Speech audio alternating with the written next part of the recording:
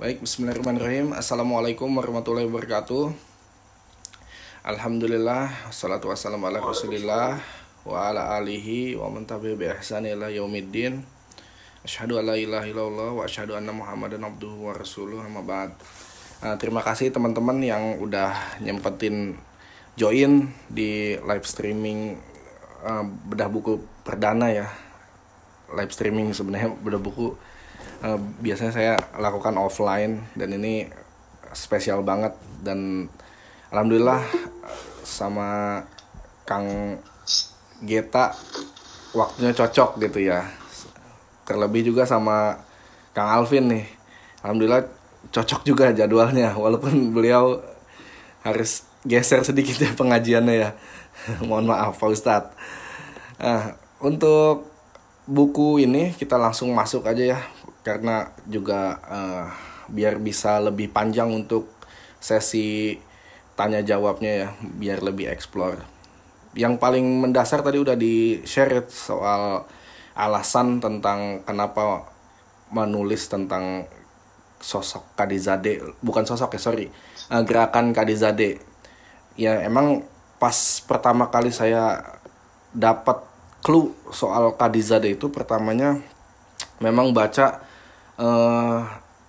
karya Ahmed Kuru. Jadi Ahmed Kuru itu diterjemahkan ke bahasa Indonesia, karyanya itu tentang Islamic undevelopment, itu diterjemahkan sama Kompas pas pandemi. Jadi pas dapat buku itu buku bagus banget, sekitar kurang dari 500 halaman, tapi merangkum 14 abad dan kasih poin-poin yang penting juga, kasih dinamikanya gitu ya, tentang naik dan turunnya di dalam peradaban Islam.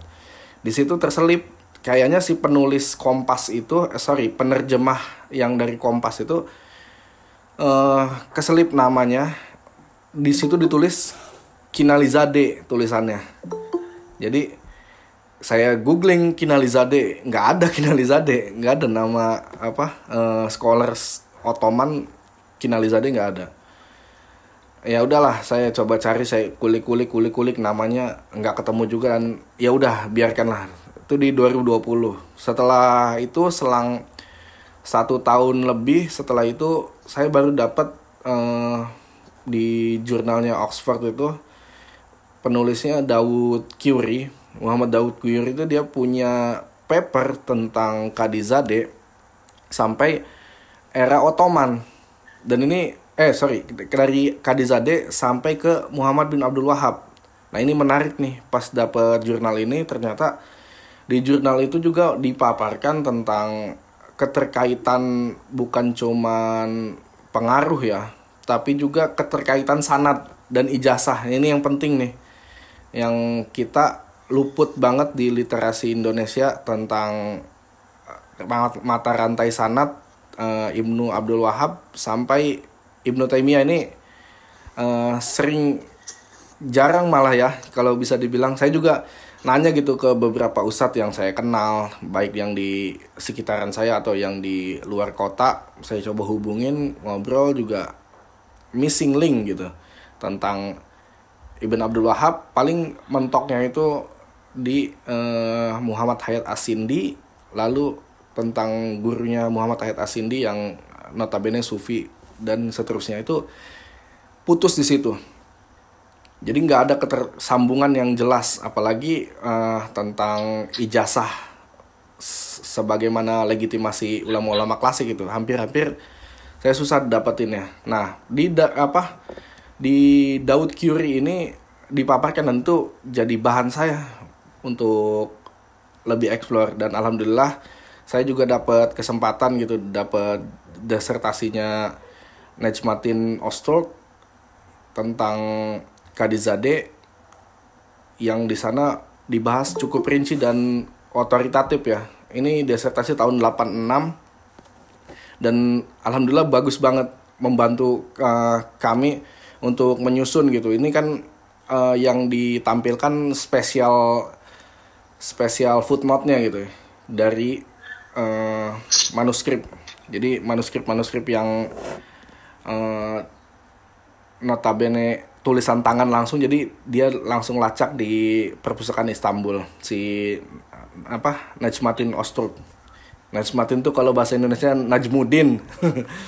Nah, Najmuddin Öztürk ini membuat kita bisa menyentuh untuk akar permasalahan apa yang ditulis sama Kadizadeh Mehmet, baik Imam Birgivi. Tapi kalau Imam Birgivi alhamdulillah punya gitu buku ininya, buku terjemahannya itu ya.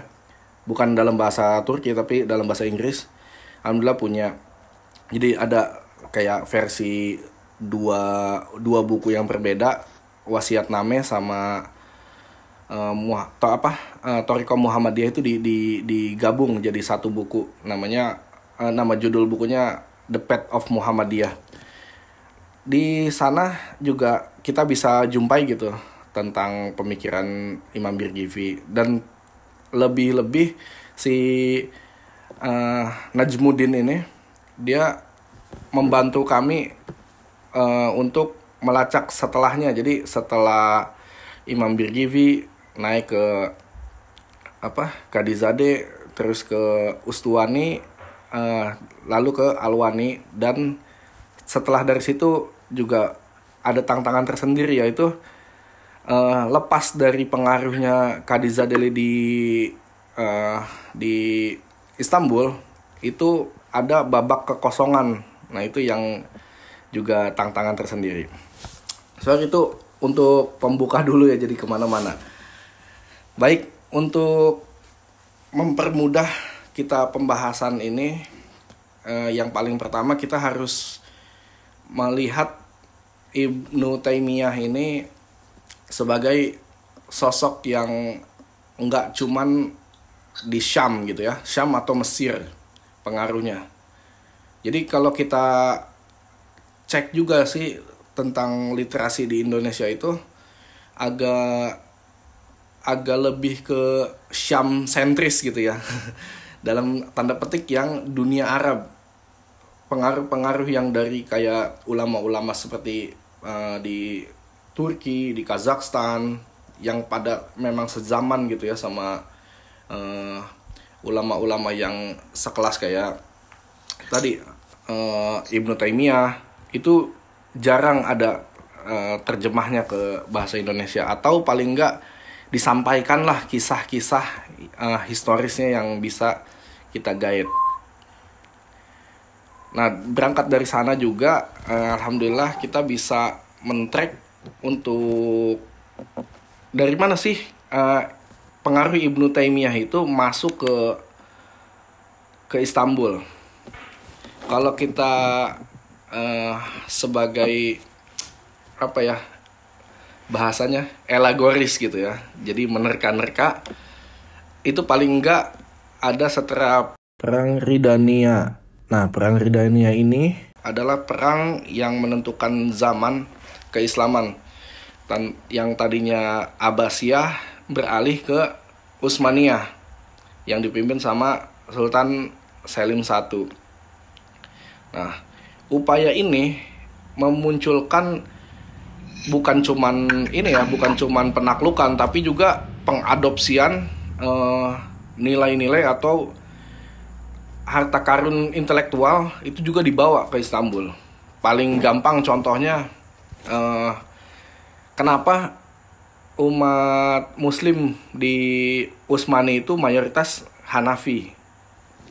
Nah, itu juga kan sebelumnya bukan karena orang Turki itu berdiam di Asia Tengah yang mayoritas sekarang Hanafi, enggak. Dulu ternyata pusatnya Syafi'i malah kalau di abad-abad 10. Kalau kita tahu sekolah Nizamul Mulk gitu ya, Nizamiyah itu Syafi'i sentris sebenarnya, walaupun dia mengadopsi 4 mazhab, tapi lebih banyak beasiswanya kepada Syafi'i. Nah, kenapa di setelah abad 10, jadi 5 abad setelahnya itu jadi banyak Hanafi gitu di orang-orang Turki. Nah, ini salah satunya adalah pengadopsian dari Perang Ridania. diambillah satu tokoh namanya Al-Halabi ya. Syekh Al-Halabi ini dia fakih soal mazhab Hanafi yang itu jadikan diktat resmi untuk Utsmani. Begitu juga karya-karya Ibnu Taimiyah. Itu juga masuk salah satunya yang dibopong sama intelektual Turki bernama Imam Birgivi. Nah, dari Imam Birgivi ini beliau menawarkan tentang konsep kritik apa itu bid'ah, apa itu kerancuan berpikirnya wahdatul wujud, terus juga mempertanyakan soal eksistensi thariqah dan lain sebagainya. Nah, hal-hal yang semacam ini pas di zaman era Birgivi nggak ada tuh berbentuk gerakan. Jadi dia ya ulama klasik aja gitu datang ke Topkapi, sampai Topkapi dia memberikan nasihat gitu kepada Sultan A, B, C, D, habis itu pulang, semacam itu gitu.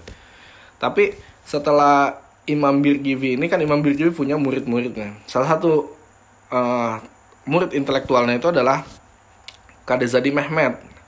Jadi Kadizade ini pada saat itu ada dua namanya. Waktu itu ada namanya Kadizade juga di Masjid Fatih. Jadi di Masjid Fatih udah ada juga namanya Kadizade. Buat membedakan biasanya bahasa Turki itu ada namanya buyu, ada kucu. Nah, kalau buyu itu kabir gitu ya. Kalau kucu itu yang sogir. Jadi ini Kadizade yang saya maksud, yang membuat gerakan Kadizade ini adalah Kadizade kucu, Kadizade yang kecil. Nah, Kadizade ini yang memuat pandangan-pandangan daripada gurunya Imam Birgivi ini diejawantahkan menjadi gerakan. Nah, gerakan ini bukan cuman berbentuk pengajian gitu ya, tapi lebih dari itu kayak semacam apa ya, kalau sekarang bisa bilang ormas gitu ya. Ormas. Jadi nggak cuman berbasis ormas, tapi dia juga mulai memunculkan gimana caranya kita bisa masuk istana. Kalau zaman sekarang kan bisa kita nyalek gitu biar bisa masuk istana, atau dukung petahana biar kita dapat kursi komisaris dan lain-lain.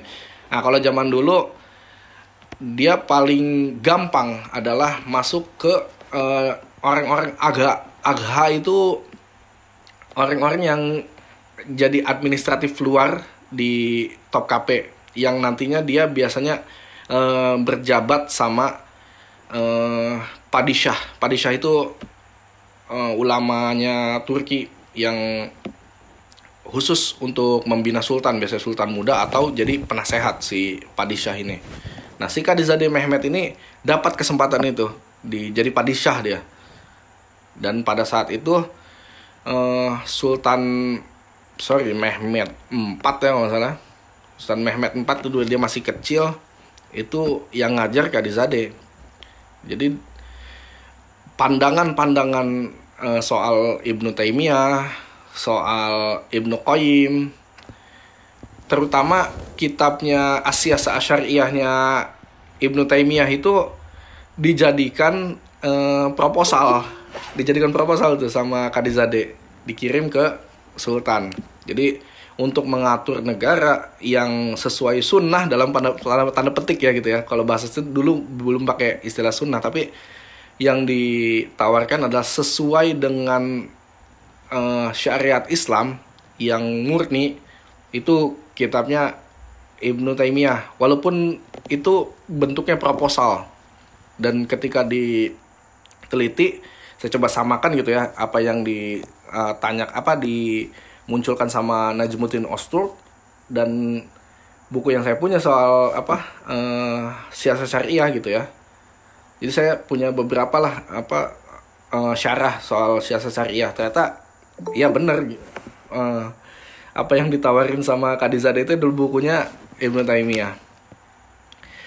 Dan juga menarik dari sana juga Sultan itu lebih condong gitu ya, pro kepada Kadizade daripada orang-orang Sufi. Dan harus dicatat juga pada saat itu orang-orang Sufi itu nggak semuanya didukung sama Sultan. Karena dalam tanda petik torikoh itu harus ada istilahnya plat merah ya, yang resmi dari kesultanan. Dan itu belum terlalu banyak yang jadi plat merah. Nah, di satu sisi juga ada gerakan Haji Bektashi, kalau teman-teman tahu, yang suka jadi meme gitu ya, sufi yang joget-joget bikin muter-muter kayak bagus-bagus gitu ya di Turki itu. Nah, itu gerakannya Haji Bektashi. Nah, si Haji Bektashi ini kan plural banget, dia masukin apa aja. Dia mau bawa pemahaman Syiah, oke. Dia bawa Sunni, Yahudi, Kristen, apa aja dia masukin. Dan emang secara geografis gerakan si Haji Bektashi ini memang di perbatasan yang non-fix, terutama di daerah kayak model-model Tabriz. Tabriz itu kan antara sebagian juga ada di Kesultanan Utsmaniyah, ada juga di Kerajaan Safawiyah. Nah, land-land yang nggak fix ini tumbuh subur di Haji Bektashi. Nanti puncaknya gerakan kerajaan Haji Bektashi ini lebih kuat. Dan sampai sekarang tuh ada di Kosovo itu ininya ya, perkumpulannya. Atau di Bosnia itu ada kayak semacam pondokan-pondokannya gitu. Itu jadi wisata destinasi itu di Bosnia. Nah, gerakan-gerakan Haji Bektashi ini masuk ke bukan sebagai padisyah masuk ke istananya, tapi masuk menginfiltrasi Janisari. Nah, Janisari ini kan ya kita tahu lah, Janisari itu mualaf lah banyaknya, 90% mualaf, devisme ininya, nama rekrutmennya. Jadi orang Kristen, orang ya apa, pokoknya non Muslim itu yang muda-mudanya yang belum balik kalau bisa, itu dididik secara militer nanti untuk dikaryakan menjadi militernya di bawah sultan langsung. Jadi istilahnya si Janisari ini adalah anak daripada sultan. Jadi sultan itu adalah bapak dia, bukan cuman pemimpin negara, tapi dia bapak gitu yang harus dilindungi. Nah, pasukan Janisari ini juga banyak ikut tariko Haji Bektashi, dan di sini mulai tuh desingan pedang gitu ya antara pasukan Kadizade sama Haji Bektashi yang di backup sama Janisari. Itu menarik juga, saya tampilkan juga di situ di buku. Terus juga ada gerakan Holwatiyah yang kita tahu lah, tarekat Holwatiyah lumayan besar di Turki. Sampai hari ini juga ada panjang ya kisah imam-imam itu masih berjalan. Jadi si Holwatiyah juga sempat ada debat dengan Kadizade tentang konsep soal maulid, terus juga konsep tentang apa itu ayat-ayat yang menginisiasi bahwa Allah itu bisa menyatu sama hambanya gitu, atau hamba itu bisa dapat kabar goib gitu di luar kenabian. Ini diskursus yang diperdebatkan dan itu dibuka sama sultan, walaupun akhirnya nggak selalu fix yang menang siapa gitu, tapi gerakan ini eksis gitu. Untuk selanjutnya kita bisa beralih ke era setelah Kadizade yang wafat, ada di eranya Ustuani. Nah, di era Ustuani ini gerakannya udah mulai ekstrim, jadi istilahnya udah mulai sweeping, udah mulai nggak sepakat. Ada yang bahkan menarik tuh, ada wasiat di situ, kalau ada yang wafatnya diucapkan, jadi kerandanya itu digotong kayak kita ya, la ilaha illallah, la ilaha illallah, itu bid'ah akbar dia dipanggil lah. Jadi itu sesuatu yang berdosa banget sama gerakan Kadizade ini. Lalu si Ustuani ini lebih ekstrimnya lagi, dia masuk ke teke-teke yang dianggap basis daripada Torikoh. Nah, teke itu apa ya? Pondok gitu, pondok ini pondok Salafi kalau di kita mah. Salafi bukan Salafi gerakan ya, Salafi yang jadul gitu, pondok-pondok jadul yang biasanya orangnya gondrong-gondrong kalau di Indonesia kan. Nah, pondok TK-TK itu mulai tuh di sweeping, kayak buku-bukunya dibakar, terus tempat apa sih kalau istilahnya orang sufi tuh, kholwat gitu, tempat kholwatnya itu yang dia buat munajat sama Allah gitu tuh dibakar sama dia, sama gerakan Kadizade ini. Nah, sampai gerakan Kadizade ini mulai menurun pas wazirnya ini udah ganti dengan dinasti Koprulu. Jadi ada satu dinasti Koprulu ini dianggap si Mehmet Koprulu ini sebenarnya orang tua, tapi dia digdaya gitu untuk mencegah sultan yang macem-macem gitu. Tapi di satu sisi juga dia yang bikin kagok, kalau menurut saya kagok untuk penyerangan ke Wina nanti. Jadi sosoknya si Koprulu ini sama kayak sosoknya Chanderli Pasha dulu di zamannya Al-Fatih. Di satu sisi dia melindungi kas negara gitu, nggak terlalu ekspansif, tapi juga melemahkan militer pada saat yang sama. Nah, di eranya Koprulu ini banyak yang dibuang dari tokoh-tokoh Kadizade, termasuk si Ustuani ini. Nah, Ustuani ini dibuang ke Damaskus. Singkat cerita, dia ngelobi orang-orang pejabat Utsmani di Halab, di Aleppo, sampai dia dapat jatah ini kerjaan wakaf gitu, mengelola wakaf di Damaskus. Nah, di era itu dia punya murid namanya Abdul Baqi Al-Hambali. Nah, Abdul Baqi Al-Hambali ini yang disanjung sama Muhammad bin Abdul Wahab di menurut penelitian si Ibn Ghanam sama Zarabozo itu penulis biografinya Ibnu Abdul Wahab, yang menyatakan kalau si Abdul Baqi ini adalah Syekhul Islam disebutnya sama. Jadi ada jelas gitu si Ibnu Abdul Wahab mengakui kalau ada jalur ke sana gitu.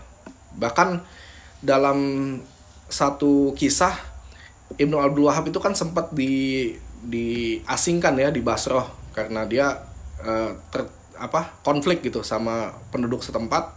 Dia berniat ke Syam awalnya. Emang dia niat banget pengen mendalami sama tokoh-tokoh Hambali yang kaliber dunia gitu pada saat itu, murid-muridnya Abdul Baqi Al-Hambali. Tapi ya kalau dulu di tengah jalan dirampok.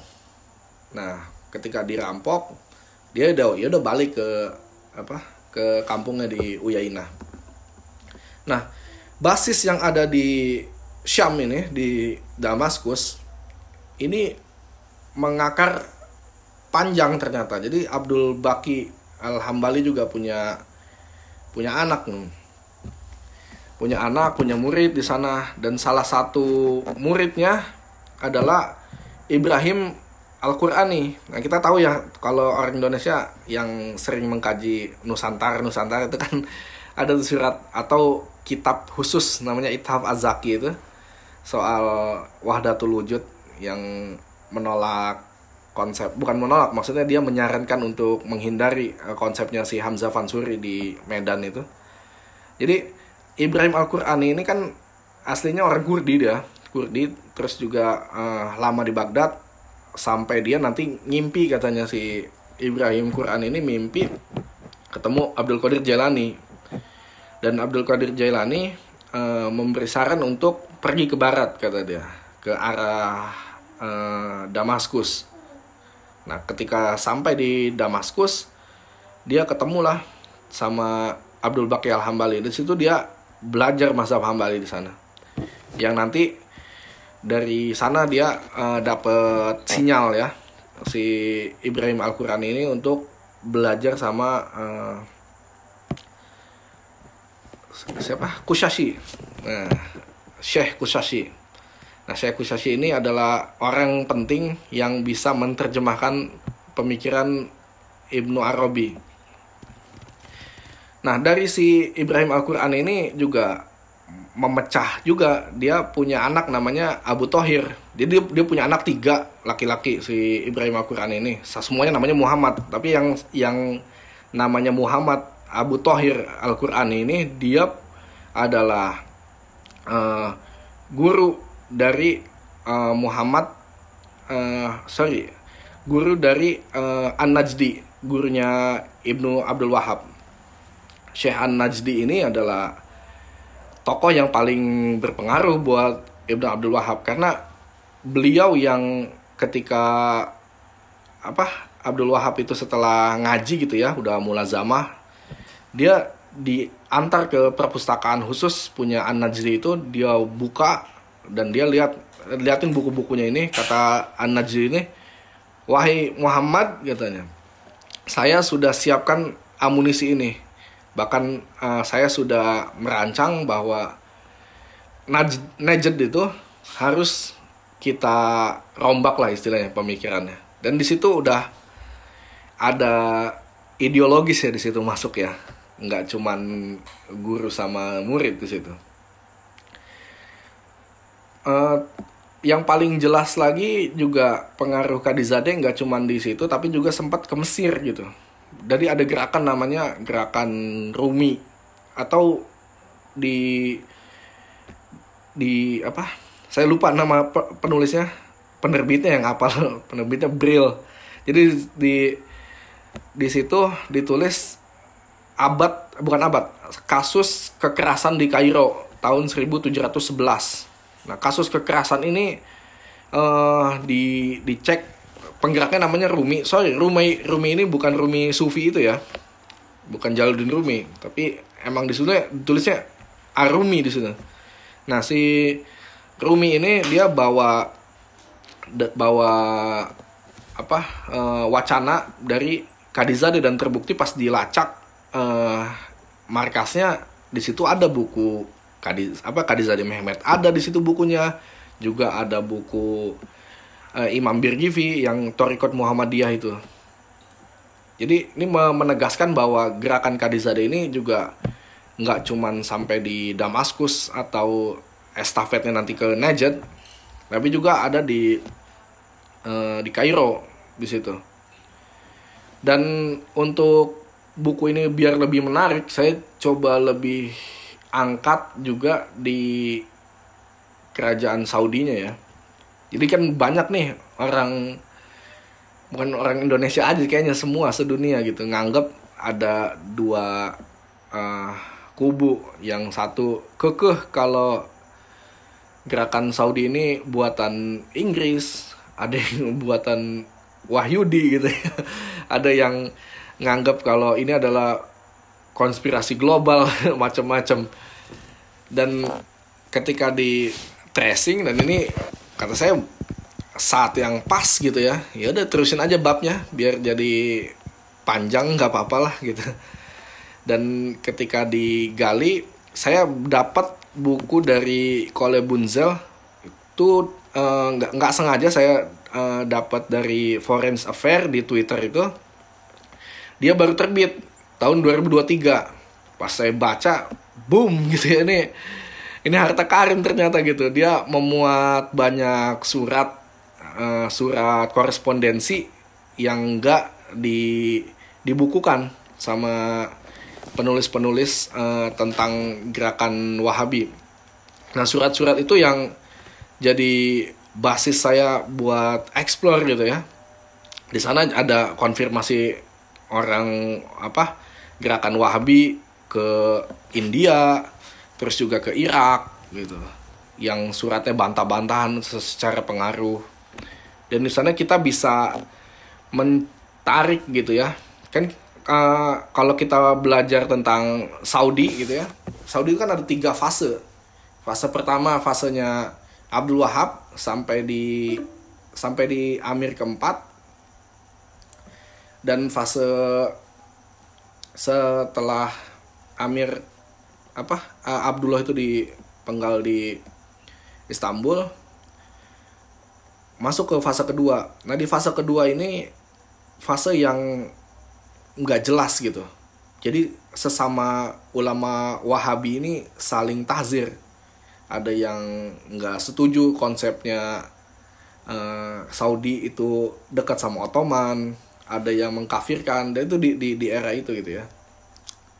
Juga tokoh-tokoh, kalau pernah sering baca buku-bukunya orang-orang ini ya, apa, orang yang salafi gitu ya, yang salafi banget ini, biasanya disebut Ibn Jirjis. Nah si Ibn Jirjis itu di era itu lahirnya juga.